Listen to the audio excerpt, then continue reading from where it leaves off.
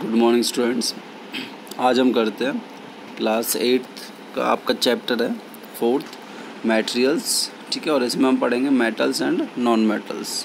ठीक है, ये आपका सब्जेक्ट चला हुआ है साइंस। तो मटेरियल्स आप जनरली डेली लाइफ में इतने सारे मटेरियल्स देखते हो। ठीक है, कोई भी ऑब्जेक्ट जो आप देख रहे हो वो किसी न किसी कंपोनेंट से या किसी न किसी एलिमेंट से मिलकर बना है।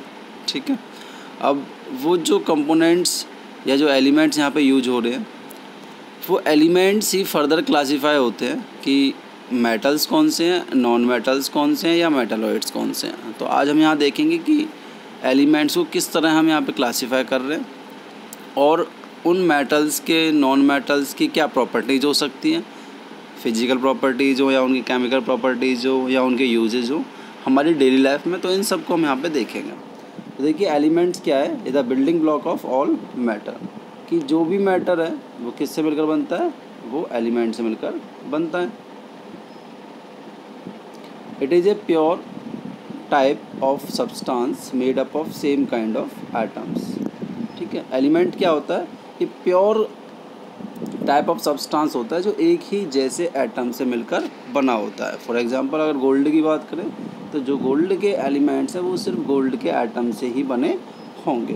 तो अब तक हमें पता है कि 118 जो एलिमेंट्स हैं वो नॉन है। ठीक है, उनके बारे में हम जानते हैं।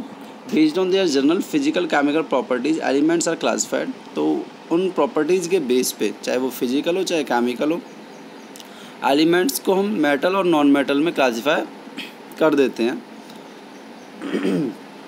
अब ज़्यादातर जो यहाँ पे एलिमेंट्स देखे जाते हैं वो मेटल्स हैं, और कुछ ऐसे भी होते हैं जिनकी प्रॉपर्टीज़ मेटल और नॉन मेटल दोनों से मैच करती है। ठीक है, उनको हम कह देते हैं मेटलॉइड्स। क्या कह देते हैं, मेटलॉइड्स। तो इस चैप्टर में हम यहाँ पे केमिकल और फिजिकल प्रॉपर्टीज़ पढ़ने जा रहे हैं मेटल्स और नॉन मेटल्स की। तो सबसे पहले देखते हैं फिजिकल प्रॉपर्टीज़ ऑफ मेटल। तो जितने भी मेटल्स होते हैं वो सब मोस्टली एक जैसी फिजिकल प्रॉपर्टी शो करते हैं। ठीक है, लेकिन कुछ ही एक्सेप्शन के अलावा बहुत कम एक्सेप्शन यहाँ पे देखने को मिलते हैं। जैसे हम देखेंगे यहाँ पे फिजिकल स्टेट ज़्यादातर हम देखते हैं नॉर्मल प्रेशर के अंडर जितने भी मेटल्स हैं सिर्फ मरकरी को छोड़ के वो सॉलिड होते हैं रूम टेम्परेचर पे, नॉर्मल टेम्परेचर पे। ठीक है, मोस्टली मेटल्स कैसे होते हैं, सॉलिड एक्सेप्ट मरकरी। ठीक है, और मरकरी कैसा होता है, लिक्विड होता है, जो टेम्परेचर मेजर करने के लिए डॉक्टर यूज़ करते हैं ना, या आप लैब में यूज़ करते हो। ठीक है, थर्मामीटर, उनमें मरकरी पाया जाता है। तो एक मेटल है। कलर की बात करें तो गोल्ड, और अगर हम कॉपर को यहाँ पे देखें, most metals except gold and copper. ठीक है, गोल्ड और कॉपर को छोड़कर metals are silvery grey in colour. उनका जो कलर है वो सिल्वरी ग्रे होता है, और कॉपर का जो कलर है वो रेडिश ब्राउन होता है, और गोल्ड का आपको पता है गोल्डन येलो होता है। ठीक है, बाकी अलावा जितने भी हैं वो ज़्यादातर सिल्वर ग्रे होते हैं। अपीयरेंस की बात करें तो ज़्यादातर जो मेटल्स आप देखते हो वो शाइनी होते हैं, चमकदार होते हैं, और जो इनकी ये प्रॉपर्टी है शाइन करने की मेटल की, उसको हम कह देते हैं मेटालिक लश्यर। क्या कह देते हैं, मेटालिक लश्यर। तो ज़्यादातर मेटल्स, ठीक है, मेटालिक लश्यर शो करते हैं, और इनको आसानी से पॉलिश किया जा सकता है, पेंट पॉलिश जो भी आपका हो। हार्डनेस की बात करें तो देखो आयरन आपके घर में डेली एग्जांपल के तौर पे, तो आपको पता है कि आयरन कितना हार्ड होता है। सोडियम और पोटेशियम को छोड़कर ज़्यादातर जो मेटल्स होते हैं वो हार्ड होते हैं, और इनको अगर हम कहें, यहाँ पे एक एग्जांपल और दे रखा है, लेकिन इसी के साथ साथ देखते हैं सोडियम और पोटेशियम इतने ज़्यादा सॉफ्ट होते हैं कि आप उनको नाइफ से भी कट कर सकते हो, और ऑस्मियम जो है वो इतना हार्ड होता है कि आप ग्लास के ऊपर, ठीक है, स्क्रैच बना सकते हो उससे। तो देखो हार्डनेस में भी यहाँ पे एक्सेप्शन हमें देखने को मिलता है। नेक्स्ट है टेंसाइल स्ट्रेंथ।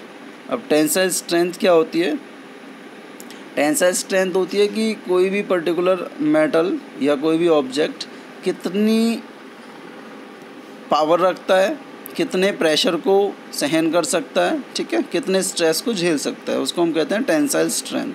तो जो मेटल्स होते हैं उनकी हाई टेंसाइल स्ट्रेंथ होती है क्योंकि वो काफ़ी स्ट्रॉन्ग होते हैं।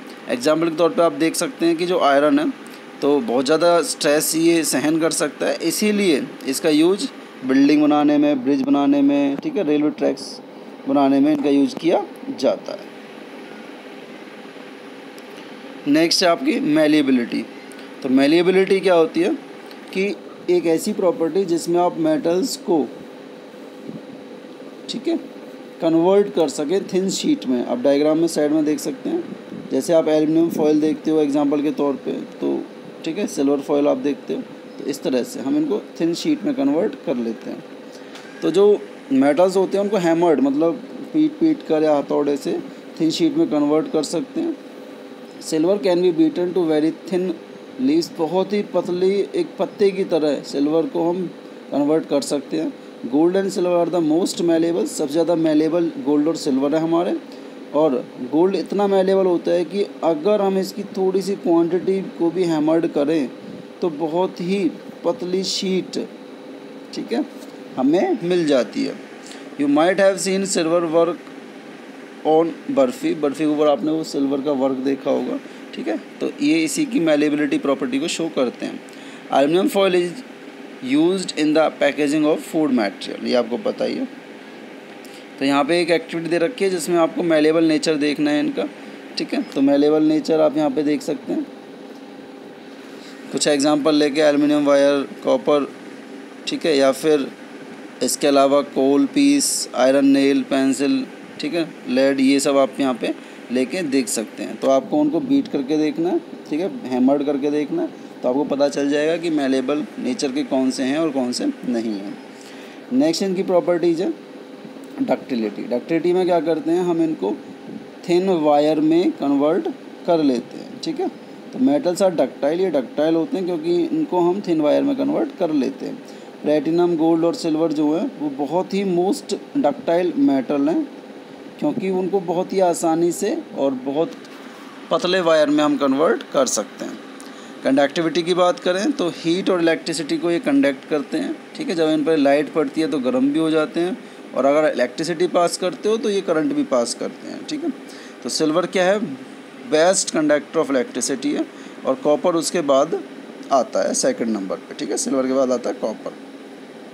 डेंसिटी की बात करें तो देखो जो सॉलिड जितने भी सब्सटेंस होते हैं जनरली माना जाता है, फाइंड आउट है कि उनकी डेंसिटी ज़्यादा होती है। तो डेंसिटी में हम देखें सोडियम और पोटेशियम को छोड़कर, ठीक है, इनकी डेंसिटी हाई होती है, सोडियम और पोटेशियम की डेंसिटी कम होती है। सोनोरिटी की बात करें कि ये साउंड पैदा करते हैं या नहीं करते, तो देखो हार्ड चीज़ को अगर आप नीचे डालोगे तो वो साउंड पैदा करेगी, ठीक है, तो ये सोनोरस भी होते हैं।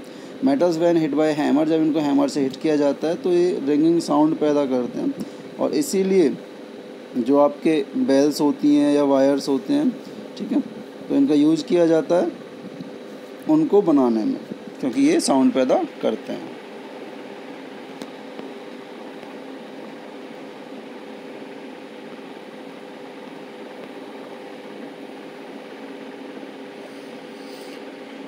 नेक्स्ट यहाँ पे है physical properties of non metals. अब नॉन मेटल्स की बात करते हैं तो फिजिकल प्रॉपर्टीज़ यहाँ पे हम देखेंगे नॉन मेटल्स की। सबसे पहले आपका फिजिकल स्टेट। तो नॉन मेटल्स क्या हैं कि वो सॉलिड भी हो सकते हैं, लिक्विड भी और गैसेस भी, ठीक है, रूम टेम्परेचर पे उनमें तीनों केसेस पाए जाते हैं।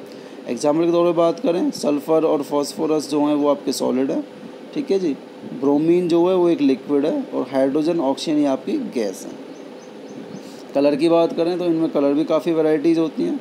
सल्फ़र का देखें तो येलो कलर है, फॉस्फोरस वाइट और रेड है, क्लोरीन का ग्रीनिश येलो है, ब्रोमीन का रेडिश ब्राउन है, ठीक है। तो इस तरह से ये काफ़ी कलरफुल होते हैं। कुछ कलरलेस भी हैं जैसे हाइड्रोजन, ऑक्सीजन। अपीयरेंस की बात करें तो ये डल होती हैं, मतलब इतनी ज़्यादा शाइनिंग नहीं होती इनके ऊपर। तो ग्रेफाइट और आयोडीन ऐसे नॉन मेटल हैं विच हैव मेटालिक लस्टर, ठीक है। कौन से, आयोडीन एंड ग्रेफाइट, तो इनमें मेटालिक लस्टर होती है, बाकी नहीं होती। मेलेबिलिटी, डक्टिलिटी की बात करें तो नॉन मेटल्स ना तो डक्टाइल है और ना ही मेलेबल है, ठीक है। नॉन मेटल्स आर ब्रिटल, ये ब्रिटल होते हैं। ब्रिटल मतलब कि अगर इनको गिराया जाए तो ये टूट भी सकते हैं, पीसेस में कन्वर्ट हो सकते हैं। कंडक्टिविटी की बात करें तो ये हीट और इलेक्ट्रिसिटी को कंडक्ट नहीं करते, तो इसलिए आप कह सकते हो ये इंसुलेटर होते हैं। ग्रेफाइट की अगर बात करें, ग्रेफाइट भी एक नॉन मेटल है, लेकिन वो एक्सेप्शन है, वो पास करता है, ठीक है, हीट एंड इलेक्ट्रिसिटी को। डेंसिटी इनकी कंपेयर करें अगर मेटल से तो कम होती है, लेकिन ये ब्रिटल होते हैं।